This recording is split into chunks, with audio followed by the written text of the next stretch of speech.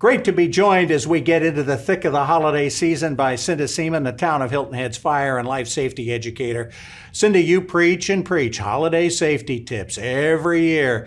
What one frustrates you the most that we just don't take into account year after year? Well, something that, comes up every year, we always have these cold snaps, we have cold weather, and the space heaters come out. And we all just think we know everything about space heaters. It's one of the obvious. We forget. We forget that we need to be extra careful with space heaters. First of all, we want to make sure that they're put at least 3 feet from anything combustible. Right. So at night, if you have it near your bed and you think, well, it's 3 feet away, but in the middle of the night, those comforters or bedspreads start to kind of fly off, you really have to be careful.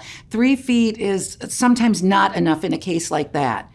The other thing is you want to make sure you purchase one that's from an independent laboratory that's been tested. I was going to say they have made them almost foolproof. Almost. But that's like almost being, when your vaccination, the vaccinations we've gone through, they almost completely protect you, but there's still a chance. Exactly. Yeah. So look for things like testing from an independent laboratory. Look for a tip over feature. If it tips over, it will turn off. If it gets too hot, it will turn off. So look for some of those safety features. It's worth spending a little bit more to get the right space heater. And that might just be a great little present to get for Absolutely. somebody who needs one. Get them a new one, or get them a good one, and just upgrade that whole situation. That is such a good point. Something like a fire extinguisher that's $20. There you go. What a great Christmas gift! You're being so practical. It's something that everyone can use. Yeah, smoke alarms. Mm-hmm, exactly. Boring, but a good idea.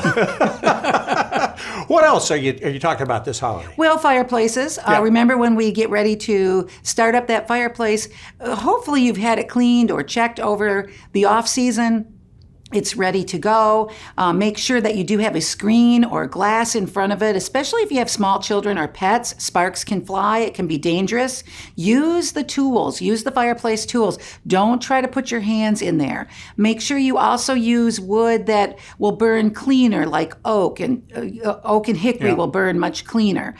Be careful about throwing any kind of paper and trash in there. I know at Christmas time people want to do that, but shiny wrapping paper can cause an explosion. Okay. So you really need to be careful. Let's just stick with the right kind of wood when we're using our fireplace. I have a gas fireplace that has the fake logs in it. I mean, all I got to do is flip a switch, boom, I get a little gas. There you go. I get all of that. I don't even have it doesn't even have a flue. It just, works off of that. It expends it out the back, I guess. Couldn't be safer. Oh, yeah, and yet, have I got something I need to be concerned about? No, Okay, that's great. shape. So many of these fireplaces with these electric switches, and you turn it on, and it creates this whole ambiance, and they're really great. It's a nice alternative. How many strings of lights on my tree can I plug into each other before I start to create a problem?